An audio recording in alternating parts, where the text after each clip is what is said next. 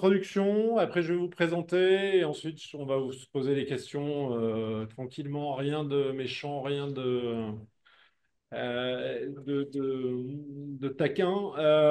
L'exposition est déjà à l'Alliance depuis une semaine et c'est un vrai beau succès, elle est absolument magnifique.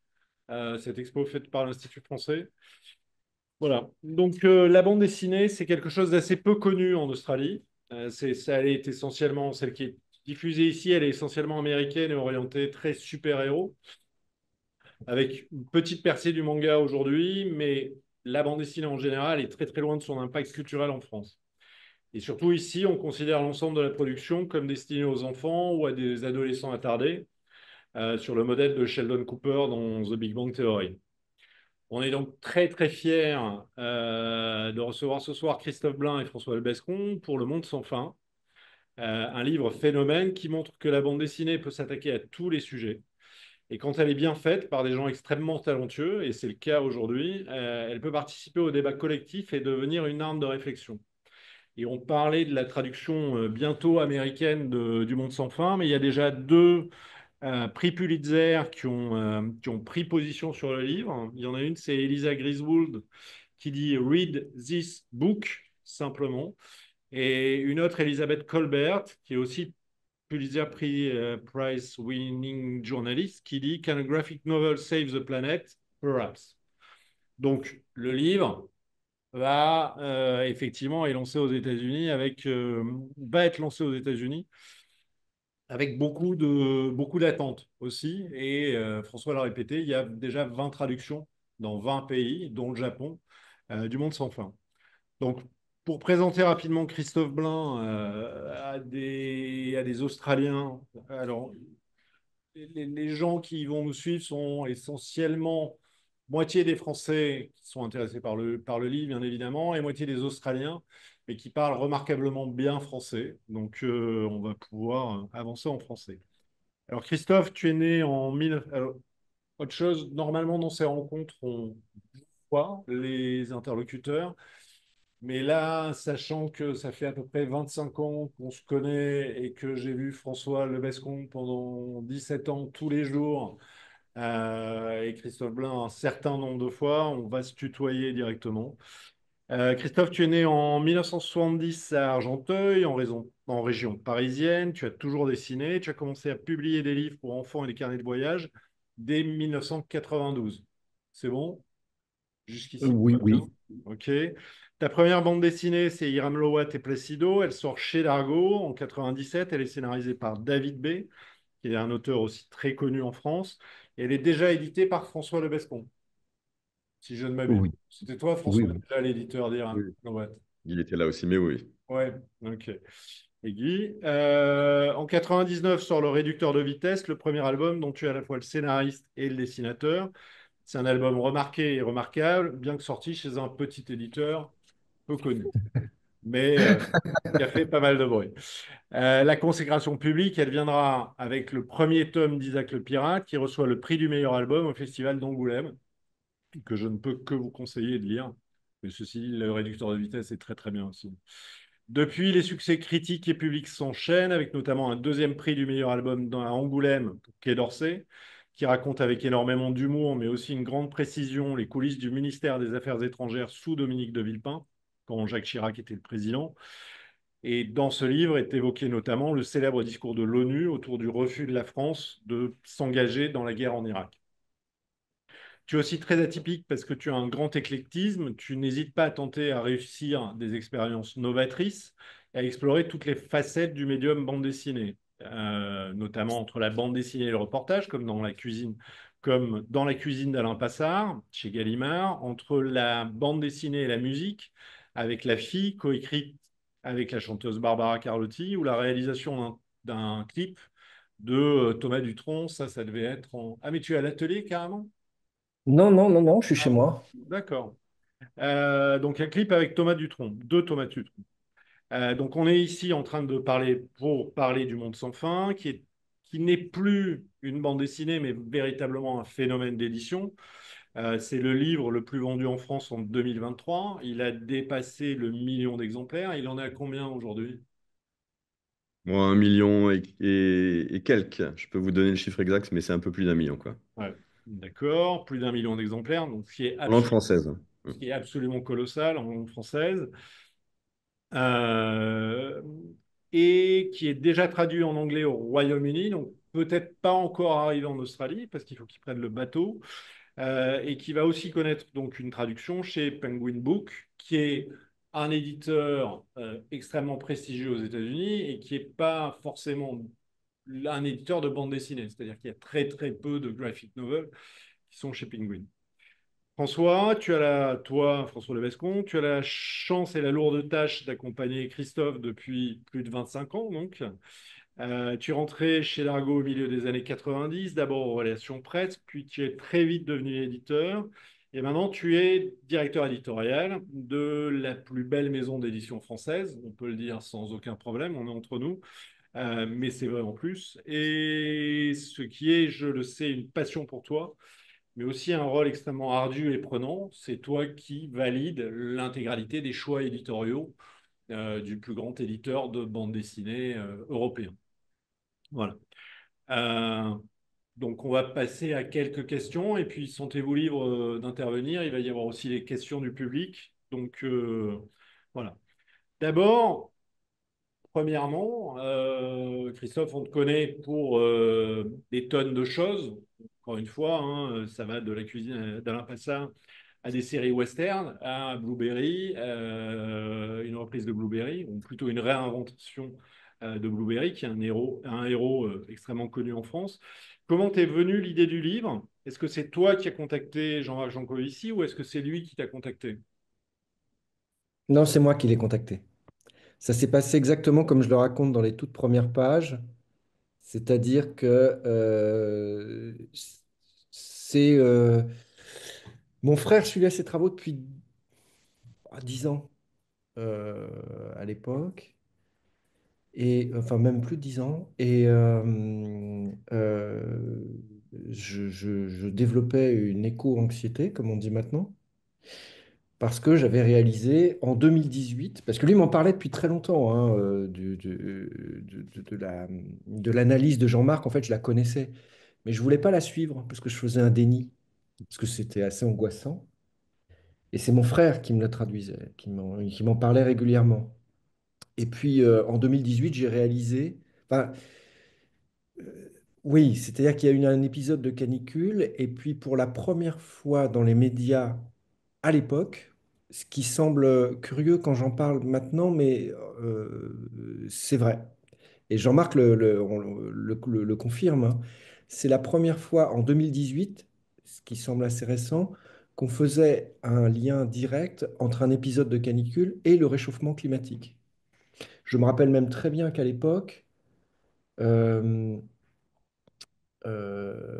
ça a commencé, le truc a commencé par un post que j'avais vu d'un quelqu'un, mais totalement anonyme, enfin anonyme, quelqu'un que je connaissais pas, qui était pas quelqu'un de connu, enfin une personnalité publique, qui avait fait une blague à propos de la canicule sur le réchauffement climatique. Et le point de départ que je décris dans l'album, c'est en fait, je suis en train de me déplacer en Normandie à cette époque. J'avais pris des petites vacances avec ma compagne et elle me lit un article dans 20 minutes, elle le lisait sur son téléphone, euh, et qui était une interview de Jean Jouzel. Et Jean Jouzel est un glaciologue. Et les glaciologues ont une de leurs activités principales d'étudier ce qu'on appelle le paléoclimat, c'est-à-dire que ils font des carottes glaciaires en Antarctique, essentiellement, peut-être aussi en Arctique, mais enfin moi je sais, parce que j'ai été en Antarctique suivre en partie ces travaux il y a très longtemps, hein, il y a 25 ans, et 27 même. Ils font des carottes glaciaires et ces carottes glaciaires leur permettent d'analyser ces espèces de témoins des différentes couches qui ont été accumulées au fur et à mesure des milliers, des millions d'années, et ils peuvent remonter, connaître la composition euh, de l'atmosphère. Ils ont des informations sur la composition de l'atmosphère par les gaz qui ont été comprimés à l'intérieur de la glace il y a plusieurs milliers, millions d'années. Et Jean Jouzel avait dit dans cet article, je le décris dans la toute première page, hein, je crois même, que on connaîtrait des températures de 50 degrés à Paris aux alentours de 2050. Et c'est la première fois qu'on en parlait dans des médias de grande diffusion. Avant, le réchauffement climatique était quelque chose qui était réservé à des articles quelque part dans les magazines, les revues, etc., ou chez les spécialistes. Là, c'était vraiment 20 minutes. C'est que tu connais, Philippe, c'est un, un quotidien français euh, de consommation d'informations rapides qui parlait du réchauffement climatique. Le réchauffement climatique maintenant est devenu quelque chose de très commun, que tout le monde admet à peu près. À l'époque, ce n'était pas du tout le cas. Il y a 6 ans, c'était pas du tout le cas. C'était totalement nouveau. Et moi, j'étais déjà au courant de ce phénomène, mais enfin, ça a créé quelque chose d'assez étrange, c'est que le fait qu'on en parle vraiment, je me dis, ça y est, on y est. Et à partir de là, je me suis dit, merde, c'est quelque chose que je repoussais devant moi. Donc je faisais un déni. Je disais, maintenant, des scientifiques en parlent. On est en train de le vivre. Des épisodes de canicule, on en a tous connu. Euh, je- Même en 76, j'avais 6 ans, j'étais petit, mais je me rappelle de la canicule de 76. Je me rappelle très bien de celle de 2003, où on avait eu à Paris, euh, qui avait fait à l'époque un grand, euh, qui avait traumatisé les gens parce qu'il y avait eu un certain nombre de personnes âgées qui étaient mortes pendant cette période-là. C'était pas massif, mais c'était significatif pour dire, voilà, je me souviens elle était quand même assez violente. J'étais à Paris à ce moment-là, c'était très très dur. Et Paris est une ville qui est très très très dure à vivre. On vit mal en période de Oui, canicule je partout, mais confirme. Paris particulièrement. Et, mais c'était pas relié à un phénomène systémique à l'échelle de la planète et de l'humanité. À partir du moment où on fait le lien entre des épisodes météorologiques comme ça et un changement aussi massif pour l'humanité, ça devient complètement autre chose. Et à partir de là, j'ai commencé à flipper. Ça a duré enfin, ça dure toujours, mais pendant un an, comme ça, j'en parlais régulièrement à mon frère. Et à un moment, il m'a dit, comme dans le livre, il m'a dit, fais un livre avec... je crois qu'il a même pas fini sa phrase. J'ai dit oui, avec Jean-Marc Jancovici. Il m'a dit, tu dois le faire. Et Alors tu l'as maintenant, je peux le contacté, dire, toi. je peux le dire avec le recul. À l'époque, Mm. je ne le disais pas. Il m'a dit, mon frère m'a dit, euh, tu auras plus de succès qu'avec le Quai d'Orsay, qui avait été déjà un phénomène d'édition. Ah oui. J'ai dit, oui, je sais, mais alors putain, le boulot. Il me dit, oui, mais est-ce que tu as le choix? Je lui ai dit non. 5 minutes plus tard, c'est comme ça que c'est passé. Maintenant, je le raconte. À l'époque, je ne le racontais pas, évidemment, parce que ça aurait semblé un peu euh, prétentieux, mais j'ai tout de suite compris, en fait, ce qui était en jeu. Mais je me suis dit, oh, la vache, putain, le truc qu'il va falloir que je fasse. Parce que c'était un bouquin extrêmement difficile à faire. 5 minutes plus tard, j'écrivais un message à Jean-Marc. Et tu le connaissais Jean-Marc, pas? il m'a répondu le lendemain, on s'est rencontrés une semaine plus tard. Dès qu'il m'a répondu, je ne sais plus ce que j'ai fait, je ne me rappelle plus comment, mais j'ai dû appeler François en lui disant, François, je fais un bouquin avec Jean-Marc Jancovici. Il m'a dit, ouais, d'accord. Regarde ces vidéos, tu vas voir qui c'est. Il fait bon, ce qu'il a fait. François, éditeur sérieux, travailleur. Et le travail a commencé avec Jean-Marc une semaine plus tard euh, a commencé, ouais, une semaine plus tard. Toi, tu connaissais François déjà, Jean Covici, ou tu l'as découvert grâce à Christophe?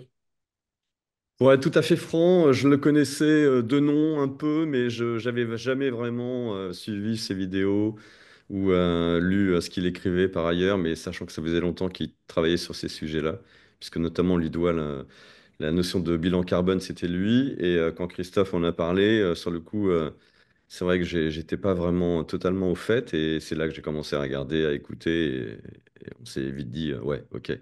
Effectivement, ça, c'est vraiment quelqu'un qui aujourd'hui porte une parole qui est essentielle, quoi. Et donc, ouais, tu dis, Christophe, que le bouquin, donc tu t'y es mis au bout d'une semaine, première rencontre avec Jean Covici. Mais effectivement, on imagine que c'est un travail colossal.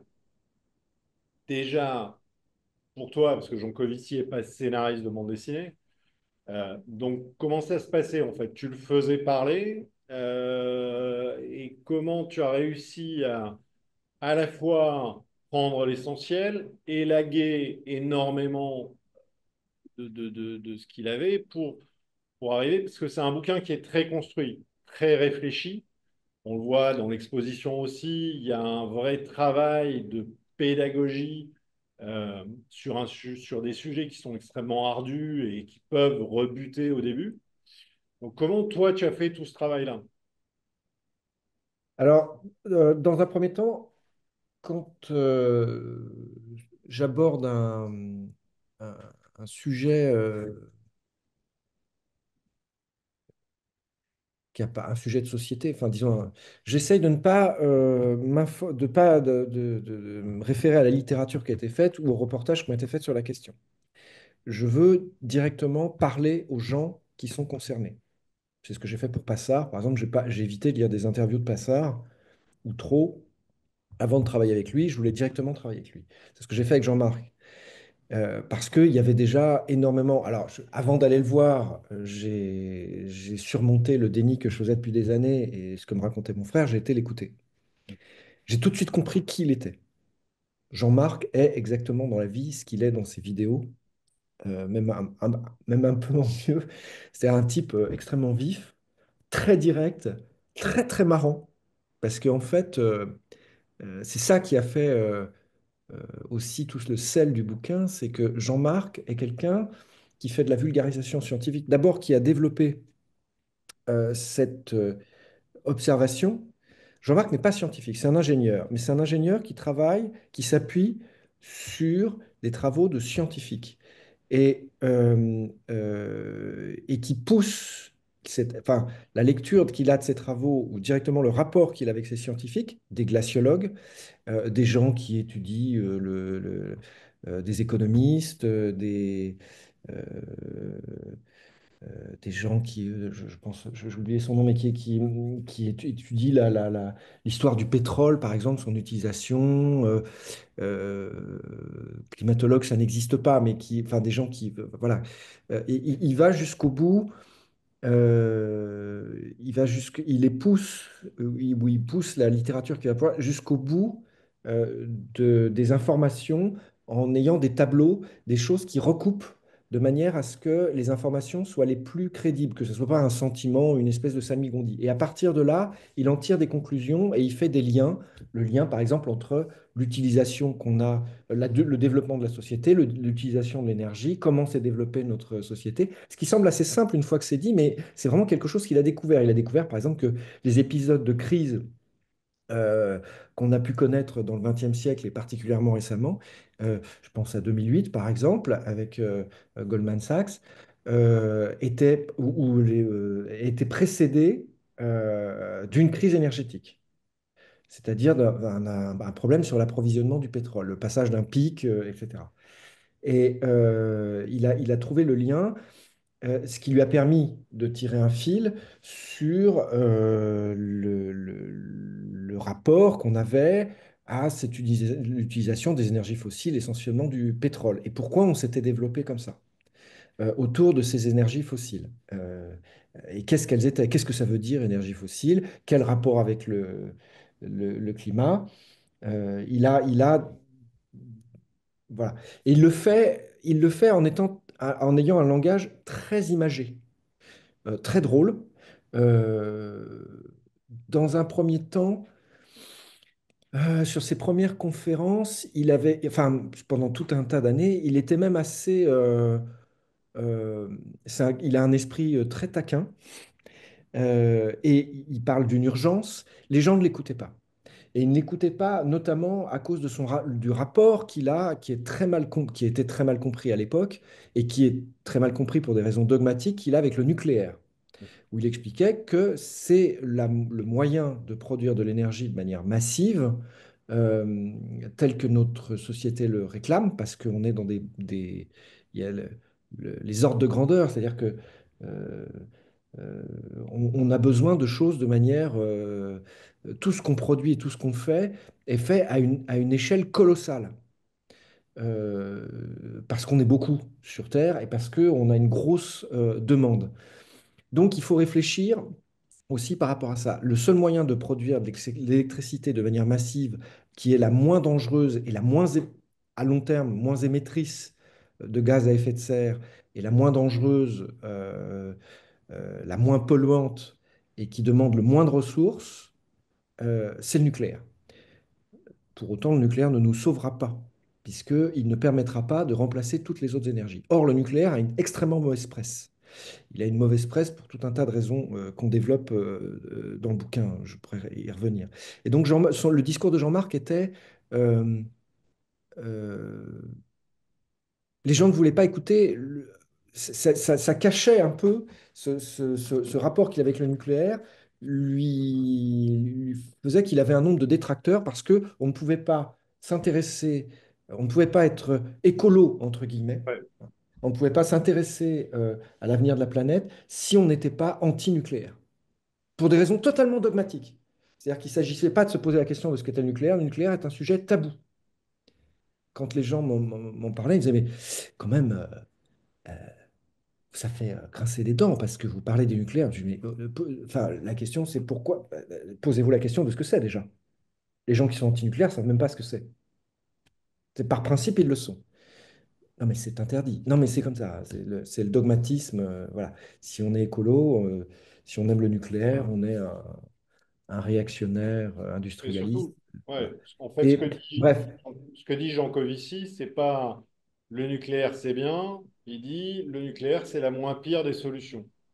alors, c'est pas tout à fait ça. C'est-à-dire que, il explique qu'il faut savoir ce qu'on veut. Mm. Ouais, C'est-à-dire qu'on est obligé de faire des choix. On est obligé de produire de l'énergie, on est obligé de produire des choses de manière massive, parce qu'on est des milliards, parce que nos sociétés sont extrêmement gourmandes, et parce qu'on tient à notre confort, et qu'on ne pourra pas le tenir.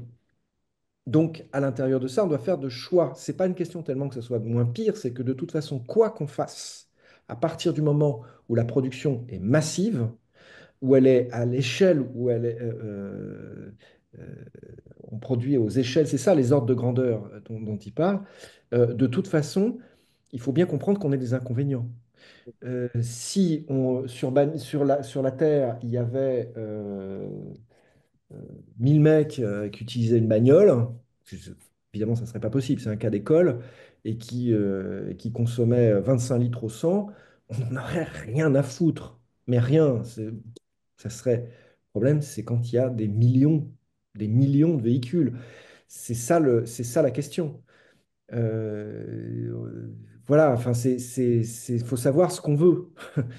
Il faut savoir aussi qu'on va devoir faire des choix, parce qu'on a atteint un niveau de confort à l'intérieur desquels il va falloir faire des choix. Or, Jean-Marc a une façon de l'expliquer qui n'est pas du tout froide. C'est-à-dire qu'il l'explique de manière... j'ai jamais vu quelqu'un qui avait à la fois un esprit de synthèse et une capacité d'image comme il l'a. Il est extrêmement inventif, il l'explique de manière extrêmement ludique et il utilise beaucoup, beaucoup d'images. Je donne un exemple. Il commence par expliquer qu'est-ce que l'énergie. Alors évidemment, c'est un mot, c'est une espèce de mot comme ça, valise, comme le pouvoir, l'amour. On a l'impression qu'on sait ce que c'est, mais non, parce que ça regroupe, qu'est-ce que ça veut dire l'énergie? Et il a élaboré petit à petit une image au fur et à mesure de ses conférences. Si on en suit l'historique, au début, si c'est l'énergie du poète, C'est l'énergie qu'on a quand on se lève le matin. Quel rapport on a avec l'énergie? C'est l'énergie de faire quelque chose. Et puis ensuite, il compare l'énergie corporelle à l'énergie des machines. Puis après, il s'est dit que cette image-là n'était pas assez forte. Il a utilisé l'image de Superman. C'est-à-dire qu'on est des supermen, des superwomen, parce que enfin, nos capacités sont démultipliées par les, comment, les machines qu'on utilise. On va très vite parce qu'on peut aller sur une moto, une voiture, un avion, qui sont en dehors de toute capacité corporelle de simplement se déplacer à pied ou même à vélo. Et après, il a dit, mais non, il y a une image, si on utilise l'image du super-héros, ça lui est venu, on voit le chemin empirique qu'il a fait. Et non, le super-héros qui représente le plus ça, c'est Iron Man. Parce que Iron Man, finalement, Tony Stark, au départ, c'est un mec bon, à peu près normal. Il est un peu chelou, mais il est à peu près normal. C'est-à-dire qu'il n'a pas des capacités physiques surnaturelles comme peuvent l'avoir, je ne sais pas, Superman, justement, ou, ou, Spider-Man. ou Spider-Man. Mais il utilise une armure, un exosquelette, il utilise une armure qui lui donne les mêmes super pouvoirs que les super-héros euh, euh, surnaturels. D'ailleurs, pour avoir fait des petites recherches sur la question, les premiers Iron Man, ils expliquent d'où vient d'où vient l'énergie, parce que son armure, il n'a pas, il a pas un réservoir de diesel derrière lui pour la faire fonctionner. En fait, elle vient de l'énergie atomique. C'est un héros, c'est un super-héros du Space Age, des années qui a été créé dans les années 60 à l'apogée du Space Age, et c'est de l'ère atomique, en fait. Et il a une espèce de, voilà, c'est le truc de bande dessinée, il a une espèce de pile atomique qui fait fonctionner son armure. Donc voilà, Iron Man, on est des Iron Man parce que et l'image est immédiate. Tout le monde voit qui est Iron Man et on comprend qu'en réalité, on a, même si on est avec sa petite chemise en coton, on est équipé d'un exosquelette permanent. Là, en ce moment, Euh, euh, je te parle, Philippe, tu es à, je sais pas combien, t'es à 20 000 km de moi, 17 000. 17 000. Et on se parle comme si tu étais dans mon salon. On se voit par Ouais, l'intermédiaire d'une machine c'est un super pouvoir. Enfin, c'est un truc extraordinaire. C'est même quelque chose que, il y a quelques années, était encore un. On aurait impossible. pu téléphoner, mais c'était un fantasme. Se parler Ouais. en se voyant était un fantasme. Quand on était gamin, c'était une science-fiction. On se disait, on va se parler dans une télé. Ce qu'on fait maintenant de manière totalement banale. Voilà, on est des Iron Man. On ne porte pas l'armure sur nous, mais en fait, on est dans une espèce de société qui est dans une armure. Voilà, si je regarde par la fenêtre, il y a des travaux, je sais pas quoi, je vois des immeubles, il y a une grue qui lève des tonnes de béton. Il y a un type qui la conduit. Voilà, pour habiter dans cet immeuble. Ça. On est. Tout est, on est dans une société où notre force est surdémultipliée. Et ça, on n'en a pas, on n'en a plus conscience. Voilà. Donc, alors tout ça pour revenir qu'en fait, pour l'exemple de cette image, Jean-Marc explique des choses qui sont complexes ou synthétise toute une pensée en arrivant à créer des images qui sont immédiatement hyper parlantes et immédiatement hyper efficaces. S'il ne les trouve pas tout de suite, on lui pose une question, on dit, j'ai pas compris ce que tu m'expliques. Parce que quand même, dans le livre, il est arrivé à expliquer, on arrive à faire une vulgarisation de savoir comment fonctionne une centrale nucléaire. Tu arrives à le comprendre. C'est les principes de base, mais tu arrives à les comprendre. Quand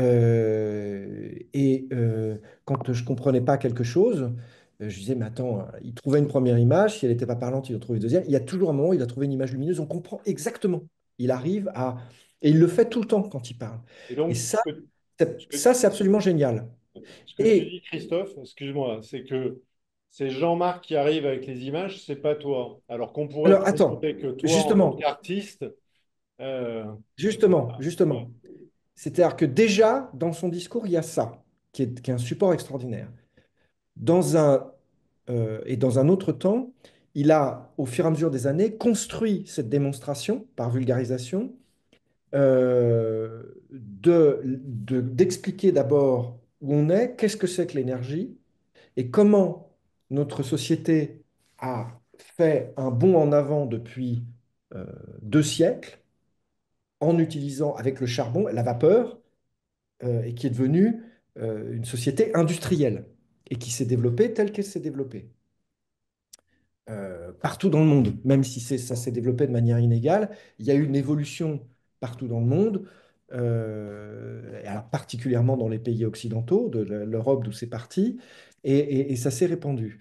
Euh, il y a vraiment quelque chose une démonstration physique et historique.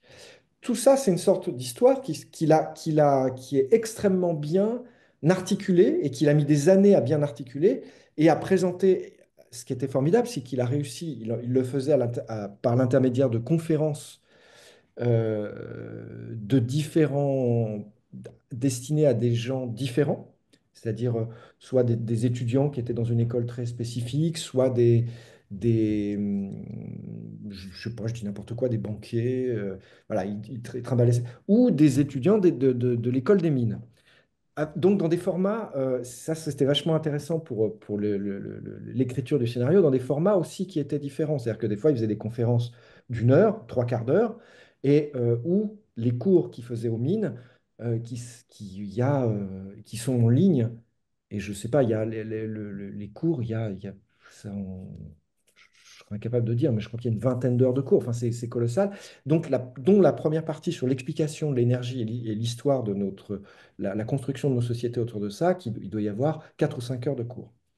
Donc, c'est la partie la plus détaillée. Et donc, qui est très imagée et qui est accessible à tout le monde. C'est ça qui est extraordinaire. C'est déjà un scénario écrit, hein. C'est là où je vais en arriver. Et ça, c'est ce qui a constitué la première partie du bouquin. Au départ, j'ai commencé à travailler avec lui, où je lui ai dit, moi, je veux pas suivre les trucs froidement, je veux que tu me les racontes. Puis je me suis aperçu qu'il les avait déjà fait en vidéo. Donc j'ai repris ces vidéos qui étaient les cours des mines, qui sont toute cette histoire de manière extrêmement détaillée, qui, bien que destinée à des élèves ingénieurs qui ont déjà un bagage, est compréhensible par absolument tout le monde. Alors il faut avoir la patience de les regarder, mais c'est tout à fait accessible. Et c'est même à tel point que j'ai suivi les cours qui sont après, qui sont beaucoup plus ardus, parce qu'ils sont moins généraux, et on arrive à comprendre quand même, même si on a des notions on n'a pas fait la prépa, on n'a pas fait les années de cours précédentes, donc on n'est pas des ingénieurs, mais c'est quand même assez extraordinaire, on arrive quand même à les comprendre. Moi, je suis arrivé à comprendre des notions où il parlait de la fission de l'atome et que ça, j'avais pas le bagage, mais Jean-Marc l'explique d'une telle manière qu'on arrive à le comprendre. C'est un peu ardu, mais on arrive à le comprendre. Ça, c'est extraordinaire. Jean-Marc a une capacité de conteur et de vulgarisateur qui est, qui n'a pas d'équivalent. C'est-à-dire que tous les gens qui travaillent dans le domaine dans lequel ils travaillent sont incapables de le rendre accessible au point où lui il le fait. Donc c'est un type qui a un talent exceptionnel. Il est unique. Et je vais même aller plus loin et sans exagération, il est unique au monde. C'est-à-dire que personne n'a cette capacité de synthèse. Donc là, déjà, il y avait une base pour écrire. C'était déjà une histoire déjà écrite, avec beaucoup d'images. Ça, c'est une première chose. Donc, en fait, j'ai suivi ces vidéos, j'ai commencé à en tirer un storyboard, et ensuite, on se voyait toutes les semaines ou toutes les 2 semaines, et on relisait le storyboard ensemble, on le corrigeait, on l'affinait. Euh, Ça, c'était toute la première partie du bouquin. On trouvait des trucs. Au départ, par exemple, moi, j'avais commencé par quelque chose de très rationnel. On se baladait dans la rue et je faisais comme dans ces conférences. Ils demandent aux gens, qu'est-ce que c'est que l'énergie? Qu'est-ce que vous croyez que c'est? Et on posait la question à des gens qu'on croisait. Puis il a lu le truc, il m'a dit, ah, ouais, c'est un début, c'est pas mal, mais c'est un peu mou, non? Je fais, ouais, peut-être, ouais. Il me dit, non, mais écoute, non. Sur un sujet comme ça, il faut prendre, je le cite textuellement, il faut prendre le lecteur par les couilles, dès le début. Alors je dis, ouais, j'ai réfléchi, je dis, oui, il faut rentrer dedans tout de suite. Il ne faut pas hésiter à être totalement imagé et ludique. Donc, il me dit, viens, je vais te montrer ce que c'est que l'énergie. Et immédiatement, on est dans un univers totalement onirique, et il me montre l'armure d'Iron Man, parce que c'est beaucoup plus rigolo à dessiner, c'est beaucoup plus marrant, il y a un côté très comics. Moi, en plus, c'est agréable. C'est dessiner Iron Man, l'Iron Man. J'ai dessiné l'Iron Man que je connaissais dans les années 70 dans le magazine Strange, qui était vraiment cet Iron Man jaune et rouge. C'est celui qui a été ma référence. De le caricaturer un peu, puis d'expliquer, bah, c'est moi qui vais enfiler l'armure pour voir ce que ça fait. Tu vas m'expliquer à quoi elle sert cette armure et pourquoi on a tous cette armure. Et immédiatement, Iron Man devient un personnage. Voilà. Donc là, effectivement, le début était beaucoup plus punchy, et après, on peut détailler, on montre des éléments de la société, des types dans des camions, des chauffeurs de taxi, enfin, tout un tas de gens qui font tout un tas de choses. Voilà. Et toute cette partie qui constitue, je ne sais plus combien, ça fait à peu près la moitié du bouquin. Après, il y avait, on détaille par chapitre l'utilisation les caractéristiques et beaucoup plus précises de chaque type d'énergie du climat, etc. Là, je me suis éloigné de ces cours parce que ces cours, justement, là, on commençait à rentrer vraiment dans des cours pour des ingénieurs qui étaient beaucoup plus ardus et il fallait refaire un travail de vulgarisation et de questionnement sur l'économie, etc. Donc là, on a travaillé, il me parlait, c'était très proche de ce que j'ai fait sur Quai d'Orsay. C'est-à-dire, on était tous les deux autour d'une table, il venait dans mon atelier, et puis je lui disais, bon, alors voilà, on va reprendre, tu vas me parler du pétrole, et on va partir de qu'est-ce que c'est que le pétrole, comment il est extrait, quelle est son utilisation, etc., etc., le phénomène économique de la croissance, de comment ça s'est passé, qu'est-ce que c'est que le réchauffement climatique, l'effet de serre. Là, vraiment, il me parlait, il me le racontait, je posais des questions. On avait en même temps des conversations à bâton rompu sur l'actualité, sur ce qui se passait. Il me racontait des choses off. On me disait, il m'avait, au milieu de ça, qui était, bon, il me disait, voilà, tu me racontes le réchauffement climatique, en gros. Et puis, il pouvait me dire, ah, tiens, d'ailleurs, tu as suivi. Et puis, il me raconte le démantèlement d'EDF. Et ce que ça veut dire. Je lui dis, attends, elle est bien ton histoire. Ça, faut le mettre dans le bouquin. Il me dit, non, c'est trop ardu, c'est chiant, c'est trop technique pour les gens. Je dis, non, non, non, non, non. Le démantèlement d'EDF, c'est quelque chose, ça fait comprendre quelque chose aux gens. Il faut absolument que tu me racontes ça. Donc, ce qui fait que, par exemple, il y a un chapitre où c'est vraiment une petite aventure où je raconte le démantèlement d'EDF. Et comme, en fait, il a fallu trouver sur chacun quand on parlait d'une entité EDF, par exemple, qu'est-ce que c'est EDF? Bah, démantèlement d'EDF, bah, j'ai créé un gros personnage, une espèce de bibendum, chamallow, sur lequel il y a marqué EDF. Parce que c'est un gros truc et on voit des technocrates européens d'influence allemande qui sont responsables du démantèlement d'EDF pour pouvoir utiliser leur énergie fossile et d'être contre le nucléaire avec leurs éoliennes de merde. Donc, et qui sont totalement inefficaces. Euh, et qui le font de manière, ils ont une énorme influence européenne. Donc, ces technocrates, Jean-Marc m'avait dit, en fait, ils ont une vision, comme il parle, ou les économistes, ils ont une vision, ils sont myopes, c'est-à-dire qu'ils ne voient pas à long terme. Donc, très belle image. Ils pensent que le monde va être constamment en état de croissance, c'est-à-dire qu'on va toujours pouvoir produire plus, on va toujours être dans un phénomène de production et de richesse exponentielle, ce qui évidemment n'a pas de sens. Et notre société ne sait pas fonctionner autrement. C'est-à-dire que si on gère la stabilité, en fait, on rentre en récession. On ne peut que produire plus que l'économie soit de plus en plus, elle rapporte de plus en plus d'argent et qu'on produise de plus en plus. Donc, utiliser de plus en plus de ressources. Et ils sont myopes. Donc, j'ai dessiné des petits personnages hommes et femmes, qui ont des gros culs de bouteille et qui sont relativement uniformes. Et ils sont beaucoup, ils sont anonymes, ils ont des petits costumes noirs, des petits tailleurs noirs. Donc très rapidement, ça devient, et ils peuvent être soit technocrates, travailler à la Commission européenne, enfin à l'Europe, soit ça peut être des économistes. Et Donc, immédiatement, je crée une galerie de petits personnages comme des schtroumpfs avec des énormes culs de bouteille qui ont un physique anonyme mais assez marrant. Voilà, il y a un concept, technocrate, économiste, qu'est-ce que ça veut dire, comment les représenter? Voilà, ça devient ces petits personnages-là. Le DF, c'est un, c'est un gros bonhomme chamallow voilà, à qui on retire ses jouets, en gros, c'est-à-dire ses centrales, c'est son installation électrique. On voit ces types-là qui les retirent et qui sont petits par rapport à lui, mais qui ont qui désarment cette espèce de géant.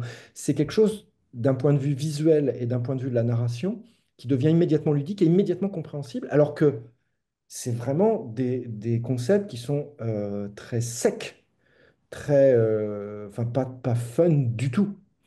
Et, Autre exemple pour raconter, euh, Jean-Marc dit l'énergie est gratuite. En somme, l'énergie primaire, c'est-à-dire celle qu'on trouve directement dans la nature avant de la transformer, elle est gratuite. Pourquoi il dit ça? C'est parce que il dit le pétrole est gratuit. Alors, c'est choquant, comme le pétrole, c'est pas gratuit. Comme je mets dans le réservoir de ma bagnole, voilà. Il dit mais si, il dit si, ce qu'on paye, c'est pas cette énergie primaire, c'est-à-dire celle qu'on trouve à l'état brut dans la nature, c'est sa transformation. Ce qu'on paye, c'est le prix de la transformation humaine, du travail humain. Pourquoi il dit ça? Parce que, en fait, les gens quand ils pensent, et c'est un sentiment qu'on peut tout à fait comprendre, enfin, on se dit vent, soleil, on regarde le soleil, on n'a pas d'effort à faire pour voir le soleil se lever. Le vent souffle, il souffle. C'est de l'énergie gratuite. Il dit oui, mais le pétrole aussi. Bah non, bah si, le pétrole, il est là. ouais, ouais. Voilà. Par contre, pour que le soleil ou le vent produisent de l'énergie, on doit passer par un travail humain par de la manufacture, par l'utilisation de ressources, qui est absolument, enfin, qui est extrêmement complexe, long, qui demande beaucoup de ressources et beaucoup de travail. C'est ça qu'on paye, comme le pétrole. Donc le pétrole ne coûte, est aussi gratuit que le vent et le soleil. Et il dit, on n'a jamais vu, ça c'était une blague qui mettait au détour enfin, d'une phrase dans ses conférences, on n'a jamais vu Mère Nature présenter la facture euh, aux humains pour le pétrole. L'image est formidable. Ouais. La Sauf nature, qu'en fait, on elle le présente une voit, facture. voilà. Mais Voilà. on le voit Et à maintenant partir de ce avec le moment-là, CO2. pardon? On le voit maintenant avec le CO2 et avec effectivement le carbone. C'est un peu la facture de Mère Nature Alors, à l'utilisation du pétrole. voilà. Alors dans, dans le premier temps, pour la création, le fait qu'ils disent, elle présente une facture, je dessine Mère Nature qui présente. Je l'ai Mm. pris au pied de la lettre. À partir de là, j'ai créé ce personnage de Mère Nature et on s'est rendu compte que cette image qui était très drôle, de faire tout un tas de gags du type qui cherche du pétrole, qu'il demande à Mère Nature lui présente pas la facture parce que ça va. Il dit on n'a jamais vu ça. Mais ça permet, je me trouve avec une galerie de personnages, ces petits technocrates qu'on va retrouver avec leurs grosses lunettes myopes qui vont donner un certain type de discours. Iron Man lui-même est aussi un personnage central qui va d'abord servir d'armure. Moi, je vais essayer parce que ça va être amusant, et puis qui va évoluer, c'est-à-dire ça devient un personnage qui lui-même va dire des choses, positives ou négatives, il va donner son avis, ce qui permet que ça ne soit pas uniquement une conversation entre Jean-Marc et moi dans la narration. C'est-à-dire que pour expliquer tous ces phénomènes complexes, euh, euh, il faut créer alors, tu parlais du CO2, par exemple, le dioxyde de carbone, il m'explique, le CO2, son problème, c'est que c'est un gaz inerte, euh, extrêmement stable, et dont il est impossible de se débarrasser. Il est ni bon ni mauvais à l'origine. S'il n'y avait pas un effet de serre autour de la planète, c'est-à-dire euh, un gaz qui crée une sorte de couvercle. La chaleur est envoyée sur la Terre et puis elle est, par les rayons du soleil, les UV, et elle repart dans l'espace. Il y a une partie qui repart dans l'espace. Elle rebondit d'une certaine manière. Euh, et il y a des gaz à effet de serre, c'est pour ça qu'on les appelle comme ça, qui retiennent une partie de cette chaleur.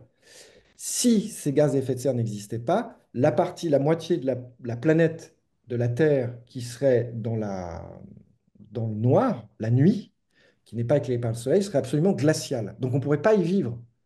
On pourrait vivre que du côté où il y a le soleil. Donc, enfin, bon, la nuit, on a plus froid que le jour, euh, surtout à l'endroit où on se trouve de la planète. Néanmoins, la nuit, ça reste vivable. On reste avec des températures qui permettent qu'il y ait de la faune, de la flore, etc. Et donc, les gaz à effet de serre sont indispensables pour le développement de la vie humaine. Après, c'est une question de quantité. Donc, les gaz à effet de serre, c'est ceux qui permettent la vie. Leur excès qui est produit par l'action humaine, bah, ça fait qu'on garde trop de chaleur au niveau de la surface terrestre, et donc on risque tous enfin, on va cuire, quoi. Euh, donc, comment représenter ce gaz, et particulièrement celui qui est le plus massif et le plus connu, le dioxyde de carbone? C'est un gaz invisible. Donc, bah, je dessine, comme le code de la bande dessinée, c'est de dessiner un personnage dont les contours sont faits en pointillés. Enfin, il a une personnalité. Il faut lui donner une personnalité, parce que si c'est juste un nuage en pointillés, bon, euh, moi, enfin, tous ces trucs-là, c'est des trucs avec lesquels je rigole, mais en même temps, ça me fait peur. Je parlais de mon éco-anxiété. Donc, j'ai dessiné un, un- un nuage avec des yeux complètement mornes. En fait, il est dépressif. Il bouge pas. Il est ni bon ni mauvais. Il s'emmerde. Et il est dangereux. Donc, je vais dessiner une espèce de regard morne, un peu triste. Et immédiatement, le dioxyde de carbone devient un personnage. Donc, voilà. Et ça, Jean-Marc, il adore ça. C'est-à-dire que je lui montrais ça, il me disait, c'est super, ça permet de raconter des choses. Il faut y aller un maximum. Donc, on- je traduisais toute sa vulgarisation avec un certain nombre de narrations. Il me dit, voilà, le dioxyde de carbone, ça va. Donc, je faisais apparaître le dioxyde de carbone, reste à la surface, enfin, à tel endroit, les UV ne repartent pas dans l'espace. Donc, je dessinais mon petit nuage, euh, où j'en faisais des fois même un personnage, pour expliquer qu'il a grossi, qu'il y en a de plus en plus. Ben, il se pèse sur une balance, donc il a la forme aussi d'un bibendum, mais d'un bibendum avec ce contour en pointillé, ses yeux de dépressif, et il se pèse sur une balance. Image immédiatement compréhensible. Il devient des personnages. Donc, en créant tous et puis il y en a plein d'autres, ces personnages qui eux-mêmes interviennent, disent des choses. Ça permet que ce ne soit pas toujours Jean-Marc qui fasse un cours. Eux-mêmes expriment qui ils sont, comment ils se situent par rapport aux humains, etc. Ça permet d'avoir une bande dessinée extrêmement ludique. Et Jean-Marc adorait ce jeu de ping-pong. Il m'expliquait la notion scientifique quand il avait, sur le premier temps, comme je disais, sur la première partie, il avait déjà créé toute l'histoire. Après, je la rendais visuelle, on l'a poussé un petit peu, et après, il a fallu aller encore plus loin, enfin, où il a fallu recréer un monde, tout un univers et un raisonnement pour chacun des chapitres qui détaillait les différents éléments qui étaient décrits dans la première partie et les endroits où on voulait aller. Et Euh, François, excuse-moi Christophe, mais et toi François, tu voyais les pages au fur et à mesure, tu les as découvertes à quel moment et comment? Est-ce qu'il y a eu aussi un travail d'éditeur pour essayer de délaguer certaines choses ou de faire le premier lecteur, celui qui connaît pas le sujet et qui doit le découvrir? Alors là-dessus, la méthode de travail de Christophe et de Jean-Marc était assez au point. Il y avait des échanges réguliers et ils avançaient. Et en fait, Christophe fait toujours d'abord un traitement sous forme de ce qu'on appelle le storyboard, donc avant de passer à l'ancrage. Donc il écrit de façon dessinée. Et donc moi, je découvrais plutôt tardivement les pages parce que je savais qu'il y avait des échanges en permanence entre eux deux et que ça revenait. Et quand je voyais les pages, en général, il n'y avait pas grand-chose à dire. Je sais qu'il y a eu des repentances, par exemple, un moment, souviens-toi, Christophe, sur la partie du nucléaire. Vous étiez dit, et j'étais assez d'accord, il y avait sans doute par la volonté de vouloir expliquer ce sujet où on savait que Jean-Marc allait être très attendu, de vouloir trop en mettre. Donc ça a été finalement un petit peu coupé. Et je me souviens aussi d'une discussion sur les tableaux qui sont nécessaires de temps en temps pour représenter la consommation d'électricité, etc. Et où on s'était dit, vous étiez dit, on s'était dit, il faut pas en mettre trop parce que ça va, à un moment, on va perdre les lecteurs. C'est pas un cours. Donc il y avait des échanges comme ça, mais en tout cas, le fonctionnement dans la façon de travailler entre Christophe et Jean-Marc, c'était quelque chose qui se faisait de façon très fusionnelle et qui était parfaitement au point. Donc là-dessus, moi, j'ai pas énormément, je suis pas énormément intervenu, et d'autant plus que je partageais de toute façon très largement le point de vue de Jean-Marc dès le départ. Donc je savais très bien où ça allait, quoi. Et toi, Bah, Christophe, est-ce que faire le bouquin, ça... Parce que tu dis que tu avais déjà de l'éco-anxiété, mais en même temps, tu aimais bien les grosses voitures américaines et tu prenais un peu l'avion. Donc, ce que prendre l'avion, alors nous, on est en Australie, donc fini. effectivement, prendre l'avion, c'est malheureusement comme prendre la voiture pour toi. Mais est-ce que ça a en plus amplifié cette éco-anxiété ou est-ce que ça t'a permis de la relativiser un tout petit peu, de la mettre en... De... Comment ça s'est passé? Alors, deux choses. Déjà, pour revenir juste un petit peu avant sur ce que disait François, c'est mon travail. Moi, j'ai une méthode que tu as un peu aussi connue, puisque tu as été aussi mon éditeur, qui est que, en fait, moi, je ne. Sauf vraiment dans les étapes vraiment l'étape finale, quand vraiment sur les finitions. Je ne fais pas intervenir dans mon écriture et dans l'élaboration de mon bouquin, je ne fais pas intervenir mon éditeur à ce moment-là pour une raison assez... bon, je ne sais pas comment le... je suis comme ça. C'est-à-dire que je pense que c'est pas... ça serait presque incestueux. C'est-à-dire que... Enfin, ou incestueux, ou ça serait bizarre. Ça serait comme si je demandais à mon père, enfin, quand j'étais gamin, comment on fait avec les filles. Non, enfin, c'est pas un mélange. Bon, après, plus vieux, on peut en discuter Ouais. éventuellement un petit peu, mais il y a une espèce de pudeur. C'est-à-dire que pour moi, il est très important de montrer à l'éditeur un travail qui va être euh, euh, fini.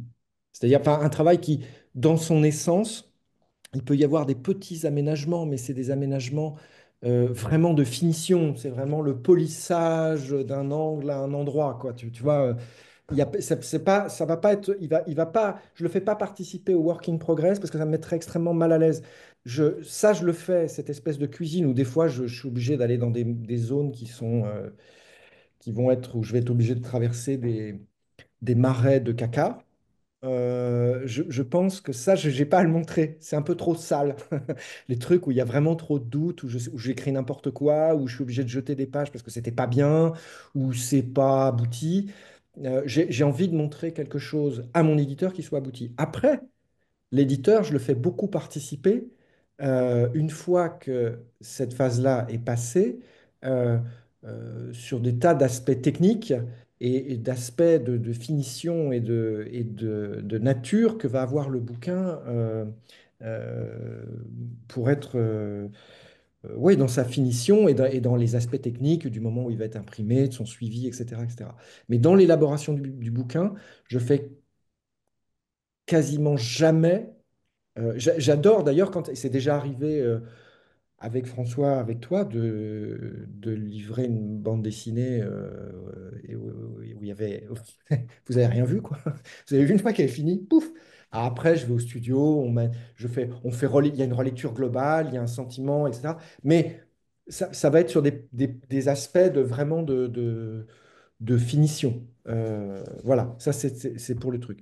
Pour ce qui concerne mon éco-anxiété, ben, en fait, euh, j'ai découvert que c'est comme quand on vieillit et puis j'ai passé 50 ans, je me suis dit, j'ai une petite crise de la cinquantaine, et tu te dis, mais en fait, c'est pas que c'est un passage, c'est que tu as compris que maintenant c'était comme ça jusqu'à la fin. Mais il faut vivre avec.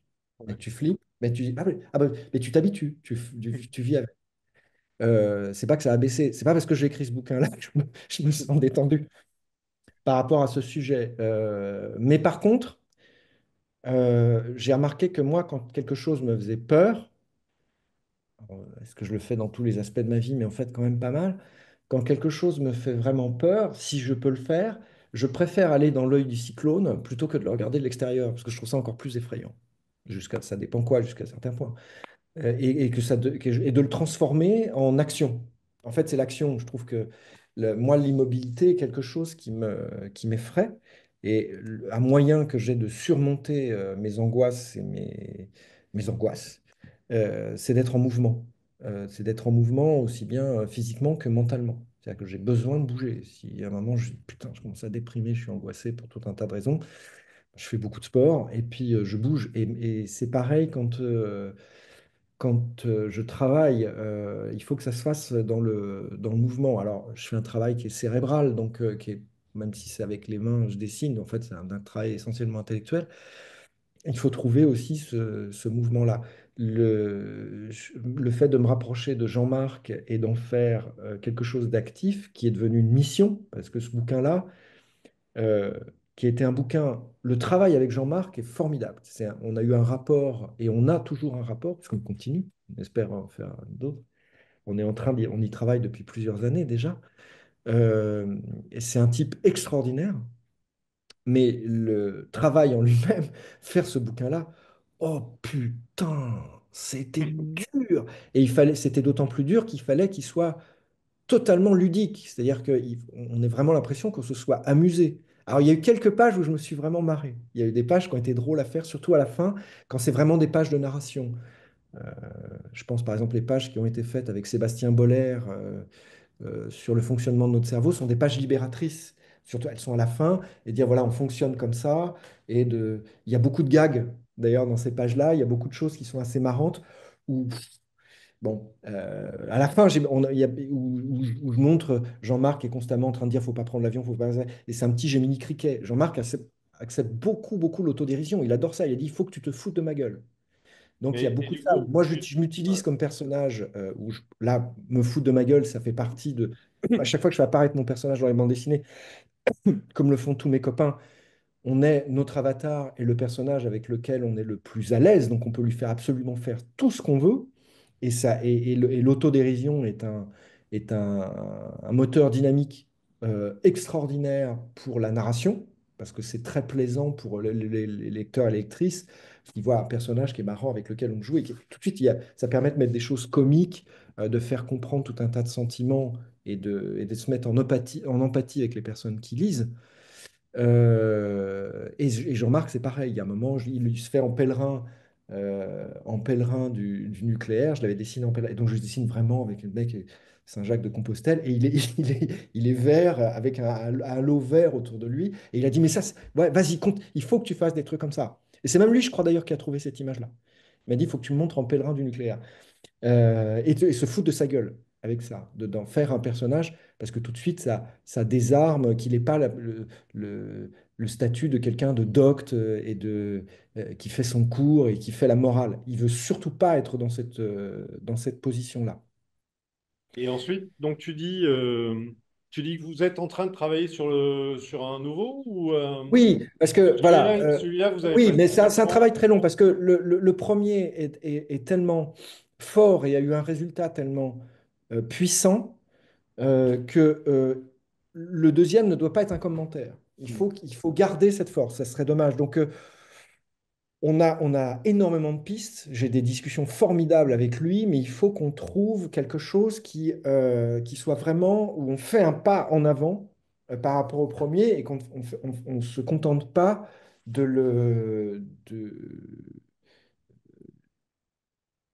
tirer un petit peu plus ce qu'on raconte, quoi. Il faut vraiment qu'on aille vers quelque chose de nouveau en s'appuyant sur le premier et en ayant aussi l'idée que, à la limite, le deuxième pourrait être lu sans avoir lu le premier, ou presque, ou presque. Ce qui serait on peut imaginer, comme tous les gens m'en parlent aussi, qu'il serait beaucoup plus porté aussi sur l'action. Quand je revenais sur mon éco-anxiété et sur le fait d'agir, Jean-Marc m'a dit un truc, il m'a dit, mais à partir du moment où tu mets le pied dans ce truc-là, tu n'en sors pas. C'est normal. À partir du moment où on parle de ces choses qui sont aussi essentielles, qui est le plus grand défi que l'humanité, dans son échelle quelle qu'elle est, devra relever, plus grand que la Seconde Guerre mondiale. La Seconde Guerre mondiale, oh, l'horreur. Mais après, il y a eu la reconstruction. Là, la reconstruction n'est pas possible. En tout cas, on va survivre, hein. Pas cette forme-là. Mais elle ne pourra pas être euh,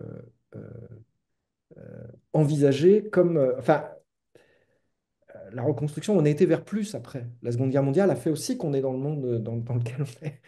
C'est-à-dire que ça a donné un élan. Maintenant, on va être dans quelque chose de complètement différent. On ne pourra pas. On a connu un âge d'or d'une certaine manière. Alors ça, c'est la manière pessimiste de le montrer, mais oui, de toute façon, il y a des choses auxquelles on va devoir renoncer. Enfin, il y a les générations qui l'auront connu vont devoir renoncer à un certain nombre de choses. Ça, c'est évident. Notre génération, et même la génération de nos enfants, vont devoir Oh, oui. renoncer. Ouais, beaucoup. Et voilà, donc c'est une manière de dire, je reste dans l'action en continuant à travailler avec Jean-Marc, à travailler avec mon frère, qui monte une boîte, qui travaille sur ces notions-là, et qui travaille avec Jean-Marc, qui travaille avec Carbone 4. Donc en fait, je ne lâche pas. Euh, le seul moyen pour moi de vivre, de pas de régler, mais de vivre avec mon éco-anxiété, bah, c'est d'être dans l'œil du cyclone, c'est-à-dire que c'est de travailler au plus près avec ces notions-là, on est on est en permanence dans l'anticipation de la catastrophe qui arrive pour l'instant, je dirais, encore à petits pas, même si on la voit venir, hein. Euh, enfin, c'est pas la catastrophe, c'est différentes catastrophes qui vont arriver de manière totalement aléatoires et qui nous apparaîtront comme erratiques dans un premier temps. Voilà, j'ai rien réglé, je vis avec et j'essaye de travailler avec. Est-ce qu'il y a des questions dans la salle pour Christophe ou François avant de... Pas pour l'instant. Donc je vais continuer. Je vais juste poser, parce qu'il commence à se faire tard chez nous, en fait. Je vais juste poser deux, trois autres questions. Il y en a une à laquelle tu as un peu répondu, Christophe, qui est, bon, les critiques ont été dithyrambiques. La plupart des critiques ont été dithyrambiques, sauf d'un côté qui était effectivement plutôt les écolos, parce que Jean-Marc, que ici, a cette réputation de défenseur du nucléaire. Et est-ce que vous avez été surpris, et là je parle aussi à François, par la violence de certaines réactions sur le bouquin, alors que fondamentalement, c'est quand même un livre qui est fait pour sensibiliser les gens justement au changement climatique, à l'urgence de prendre des mesures. Et vous avez quand même été attaqué très fortement par les Moi, je gens dirais qui auraient dû au être contraire. contents de sortir le bouquin, de lire le bouquin. Au contraire. Ouais. En fait, ce qui s'est passé, c'est que François en parlait tout à l'heure. Je reprends l'idée du chapitre du nucléaire. Jean-Marc voulait en raconter moins sur le nucléaire. D'abord parce qu'il en a marre d'être cornerisé là-dessus, parce que ça fait un arbre qui cache la forêt. Il dit, mais ça me fait chier. Les premières interviews qu'il a, enfin, au moment où le bouquin sortait, même avant, on l'a voulu le faire intervenir là-dessus. Il a dit, moi, je ne veux pas en parler. Il dit, faites-moi parler d'autre chose, faites-moi parler du principe général et qu'on comprenne bien, parce que sinon, ça occulte complètement ce que j'ai à dire, et ce que je voudrais, les notions que je voudrais faire passer, faire comprendre. Euh, et en réalité, enfin, moi j'ai dit au contraire, il faut dans les chapitres qu'on aborde, qu'on aille le plus loin possible de ce qu'on peut dire sur le nucléaire et faire comprendre, en parlant de Tchernobyl, Fukushima, comment ça s'est passé, comment fonctionne une centrale. Bah, c'était une manière de devancer parce que j'avais très bien compris le principe, toutes les questions. C'est-à-dire que, au bout d'un moment, comme les gens veulent absolument, enfin une partie des gens veulent être absolument anti-nucléaires, ils repoussent. Oui, mais alors ça qu'est-ce que t'en fais? Ça, qu'est-ce que t'en fais? Ça, tu vois, ça marche pas. Je parle par exemple à des gens qui me disaient, ouais, mais alors Jean-Marc, il dit ça, mais alors si on met la baisse des eaux, les eaux comme il va y avoir l'assèchement des rivières, qu'est-ce que ça va faire pour les centrales nucléaires? Bah, je dis, bah, elles ne marchent plus, c'est tout. Ou on les met ailleurs. Il fallait même y penser avant, mais c'est pas dangereux. C'est pas parce qu'il y a plus, s'il y a plus d'eau, ben, la centrale s'arrête. Si ça s'arrête, il se passe rien. Alors par contre, c'est très emmerdant, mais c'est pas dangereux en soi. Mais voilà, c'est pour donner un exemple. Les gens veulent absolument trouver un. Tu dis, mais pendant que tu dis ça, là, il y a des centaines de milliers de gens et des millions de gens et des milliards à l'échelle de temps qui sont en train de crever à cause de l'exploitation du charbon. Mais ce n'est pas de problème, hein. Là, le nucléaire, il n'y a pas eu un mort ni un malade en 50 ans d'exploitation électronucléaire en France, mais on est contre. Quel accident nucléaire en France depuis 50 ans d'une exploitation intense? Zéro. Ah, les mecs, ils vont trouver des petits trucs. Tu dis, ah non, vous foutez de la gueule du monde ou quoi? Bon, voilà, voilà, c'est un exemple. Donc, par rapport à ça, nous, on s'attendait, moi je me suis blindé, on s'attendait à devoir mener un combat qui n'a pas eu lieu. Qui n'a pas eu lieu. Alors, Jean-Marc a dit que c'est grâce à la guerre en Ukraine. Parce que les gens se sont rendus compte. Ils ont Mm. arrêté leurs conneries, ils se sont dit oui, oui, il y a un problème là.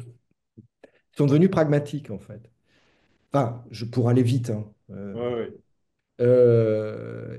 Effectivement, il y a un pragmatisme qui a été de bon augure au moment de la sortie du bouquin, qui fait que les attaques ont été finalement très marginales. On s'attendait vraiment à mener beaucoup plus un combat. Moi, je m'attendais à mener un combat et je m'étais préparé. La fabrication du bouquin a duré 2 ans de manière intense, très intense, à bosser que là-dessus. Ce qui est beaucoup, hein. C'était vraiment beaucoup. Et moi, je me préparais. Je me préparais. J'étais entraînement maximum. Jean-Marc, lui, lui, ça faisait déjà 15 ans qu'il menait ce combat. Et en fait, il n'a pas eu lieu. Alors, il n'a pas eu lieu. Ah, En fait, il y a eu quelques trucs qui sont passés, mais Très, très bien. oui, voilà. c'était anecdotique en fait. Ça Ouais. En restait fait, anecdotique. ce qui est intéressant, Christophe, parce que c'est Jean-Marc savait très bien qu'il avait deux opposants, grosso modo, les ultralibéraux, car à partir du moment où il parle de décroissance et qu'on ne va pas y échapper, pour les ultralibéraux, c'est une notion qui n'est pas acceptable.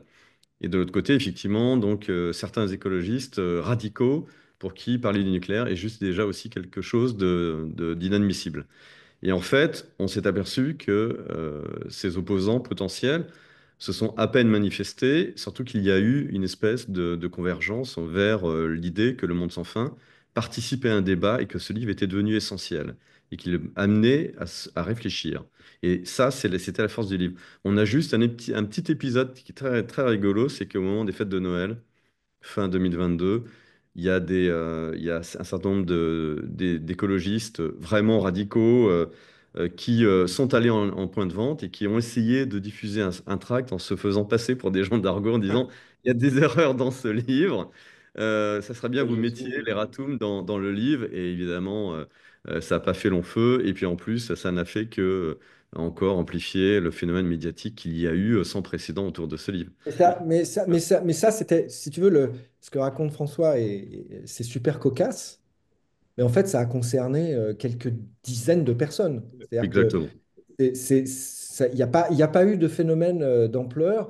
Les ennemis déclarés de Jean-Marc, là, il en reste quasiment plus qu'un, qui est toujours le même connard, là, qui est le type responsable de la revue Reporter, qui est de très Ouais. mauvaise foi. C'est-à-dire qu'en fait, on fait Ouais. des.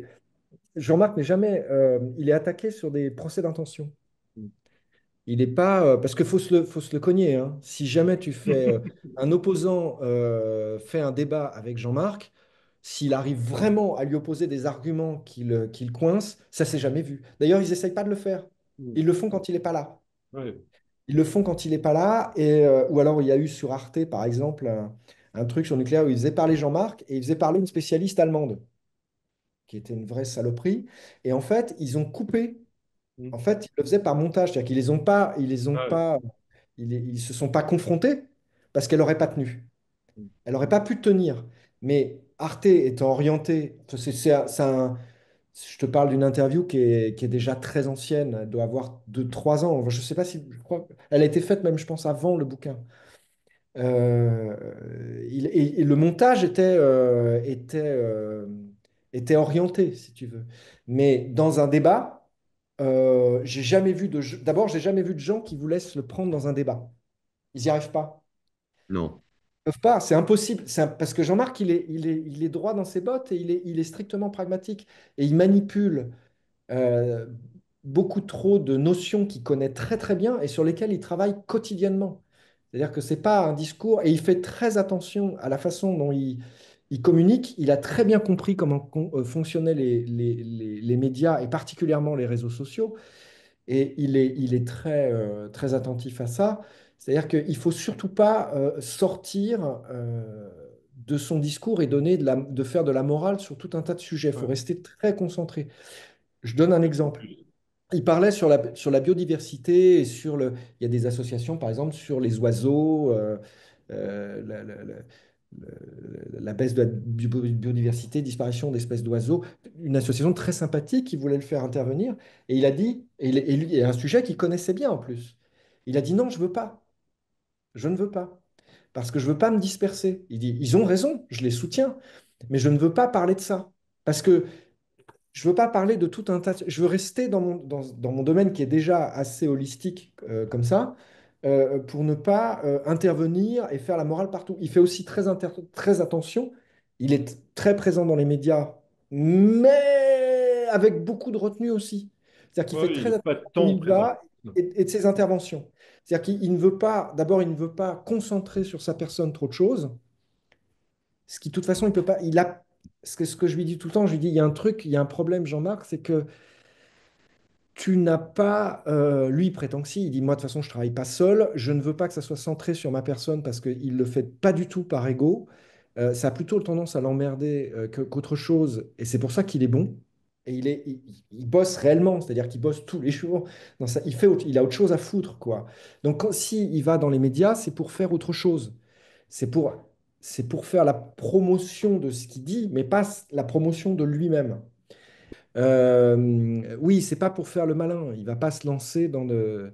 Il a vraiment un but pédagogique et il veut pas trop le faire. Il veut pas que ça soit contre. Parce que dans ces cas-là, sinon ça risque de centrer les attaques sur sa personne et de dévaloriser du fond de ce qu'il veut dire. Mais je lui dis le problème, c'est que tu n'as pas formé suffisamment de padawan qui puissent prendre ta suite En tout cas, ou qui puissent te en tout cas, il seconder. en a formé un qui prend bien le relais et qui est Bah, Christophe non, parce Brun, que je suis pas. Moi, qui a bien. je suis Ouais. pas. C'est ce qu'il dit, mais moi, je peux pas maîtriser parce que il a. Il faut être en contact permanent avec des informations et enfin, c'est un boulot, hein.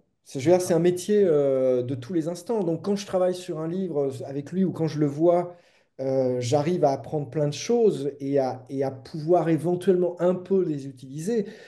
Mais si je travaille sur autre chose, je suis très rapidement déconnecté. Je vais répéter des notions que j'ai déjà dit 20 fois et qui sont constamment renouvelées parce que lui, il travaille en permanence avec des institutions, des entreprises, des scientifiques et qui renouvellent son discours. Ce qui est important, c'est que ce qui est dit ne sont pas des notions dogmatiques générales ou des sentiments. Et quand on travaille, moi je suis très attentif à ça quand je lui en parle et lui aussi, c'est qu'il faut que ce soit basé sur des faits sur des choses qui sont tangibles. On parlait des tableaux tout à l'heure. Alors effectivement, moi j'avais beaucoup utilisé ces tableaux parce que lui les utilise dans ses conférences, mais de manière assez rapide, parce que ça donne une sorte de crédibilité. On voit le tableau, mais c'est assez asséchant à lire. Donc en fait, les tableaux, j'en ai supprimé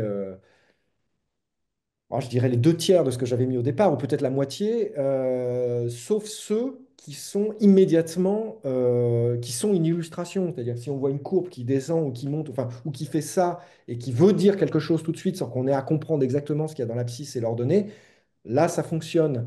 Et de pouvoir faire intervenir les personnages à l'intérieur même du tableau. C'est-à-dire que le tableau devient un décor dans lequel on se balade, qu'on commente, etc., etc.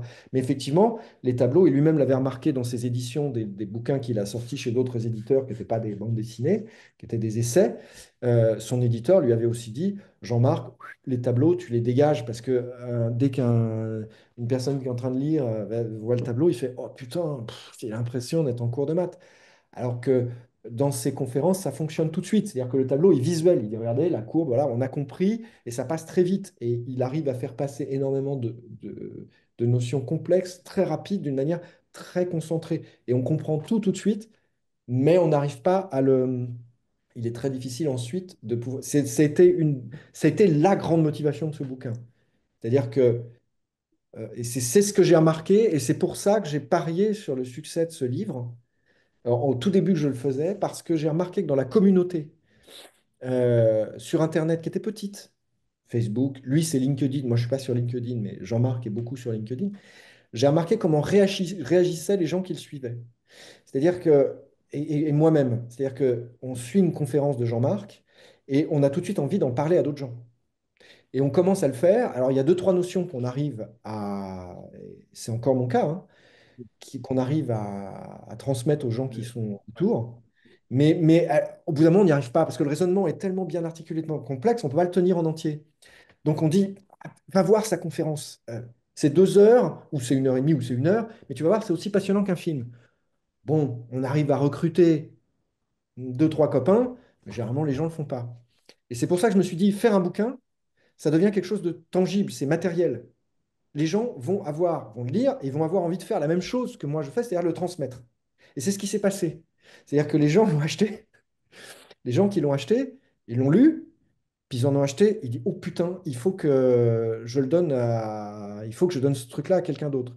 Parce que, et puis les notions, on peut les digérer, les lire à la vitesse qu'on veut. C'est-à-dire que le bouquin, on prend le temps qu'on veut pour le lire, et on peut revenir sur ce qu'on a lu, et on peut le partager. C'est-à-dire que le bouquin, on peut le passer physiquement, on peut l'offrir. Et en fait, les gens, c'est ce qui s'est passé, c'est qu'ils en achetaient un, puis Mm. c'est devenu viral. Ils en achetaient deux, trois, quatre pour les offrir. Et les gens même qui l'avaient reçu disent, ah putain, ce bouquin. Mais le sujet est tellement essentiel et il y a quelque chose de tellement angoissant qu'on a envie de se créer une communauté qui va partager euh, un peu les mêmes idées pour être solidaire. C'est normal quand on est face à... Moi, un des trucs que je trouve le plus effrayant dans les défis qui nous... Au-delà même des potentielles catastrophes qu'on peut se prendre sur la gueule, c'est de sentir qu'on n'est pas solidaire par rapport à ces catastrophes. Et donc, on a envie de créer une communauté. On dit, bon, vous avez bien compris ce qui se passe, les gars. Donc, on a envie d'aller plus ou moins tous dans la même direction. Il y a peut-être des aménagements, se mettre d'accord, mais on est bien conscient qu'on... C'est ce qu'explique Jean-Marc sur la cohésion d'une société. Il dit, si un groupe humain, une nation, enfin un groupe, est d'autant plus solidaire et cohérent et vit dans une cohésion forte qu'il est sur un territoire qui est soumis à une pression, à des pressions naturelles fortes. Exemple, une île. On est entouré par l'océan, donc il faut gérer ça, quoi. C'est compliqué. Par des phénomènes naturels qui vont être plus ou moins agressifs, la montagne, etc., où il faut une adaptation humaine forte. Donc toute cette société, tout ce groupe d'humains va devoir avoir affaire à les mêmes difficultés, donc il va avoir tendance à être solidaire. Si on est sur un territoire très large où c'est très confortable de vivre, les gens vont être individualistes, ils vont vivre dans le confort et ils vont s'occuper de leur propre intérêt. Il va moins y avoir un intérêt commun.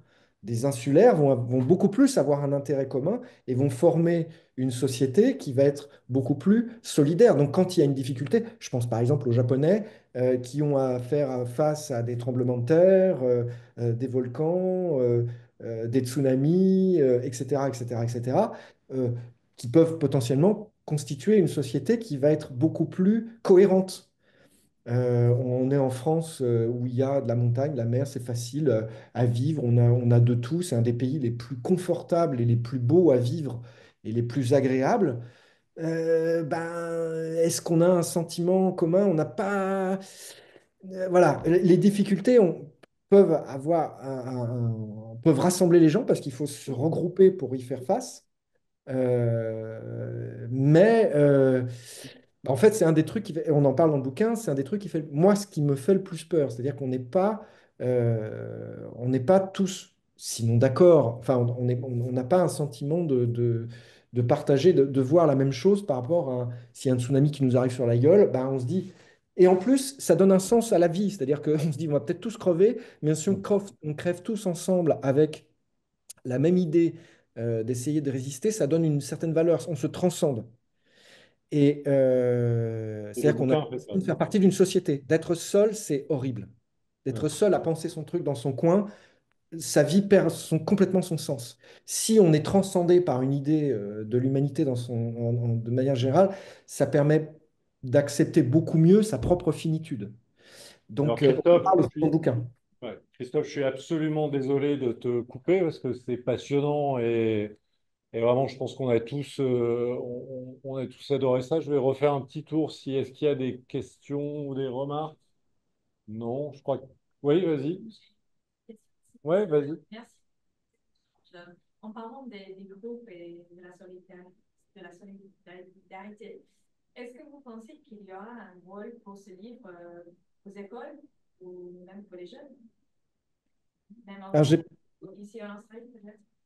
Est-ce que tu penses, donc la question c'est est-ce que tu penses que le livre va avoir un rôle à jouer dans les écoles, justement pour fonder dans les études et dans la sensibilisation notamment des adolescents au changement climatique?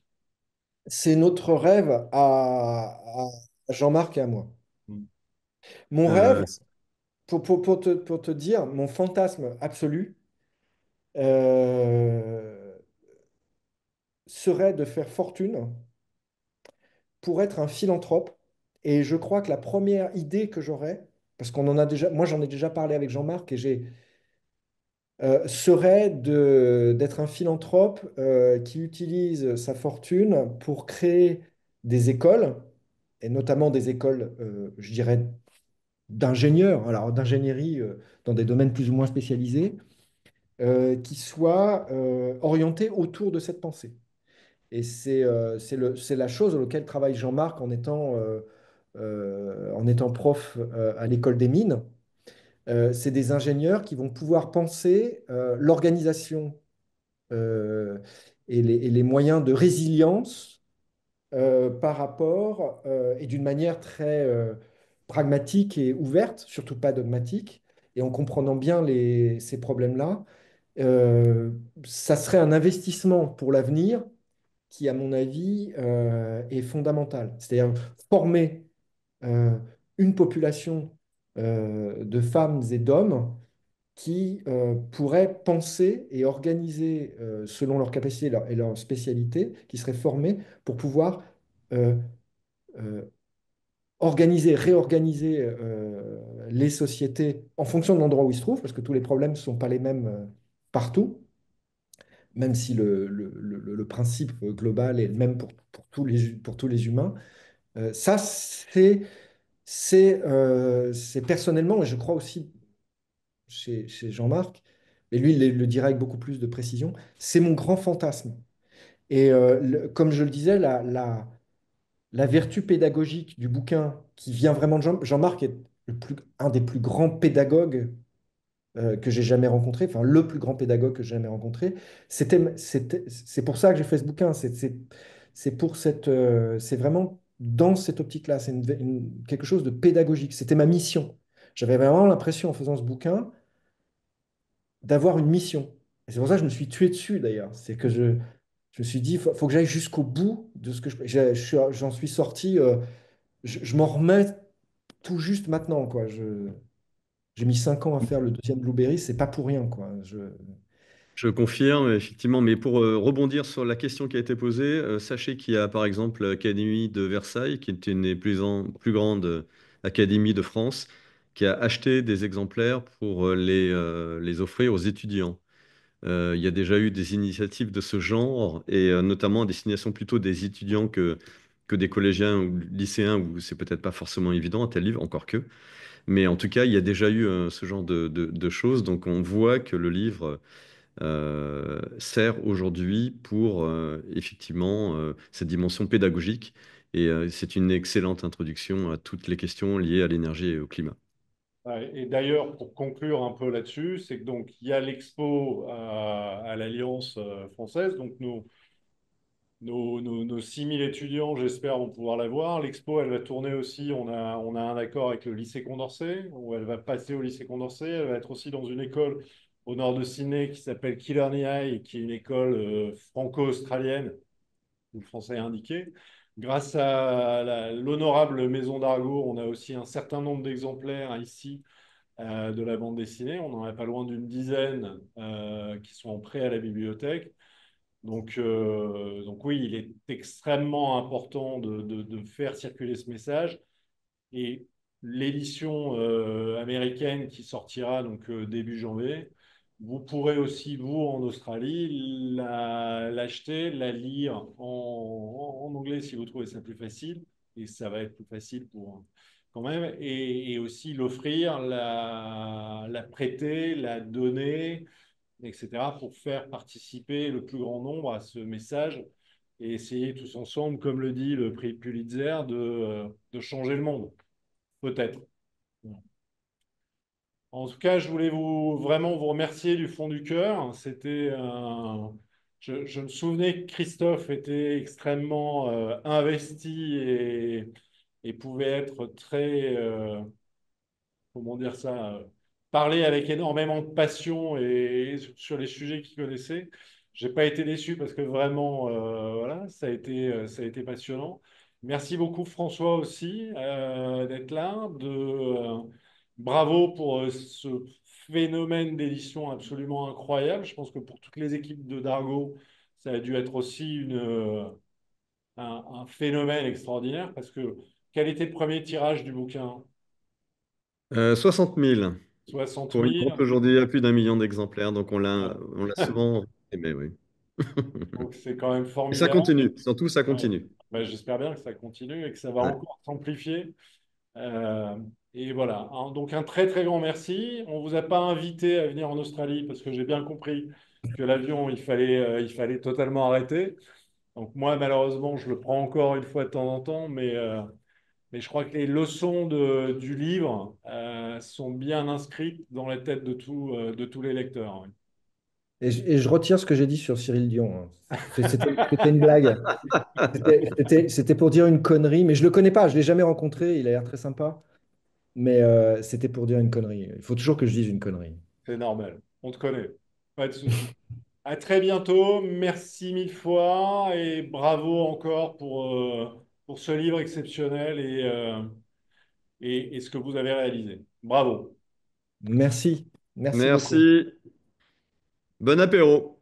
Et à très bientôt. Embrassez tout le monde pour moi. Ok. Voilà. OK.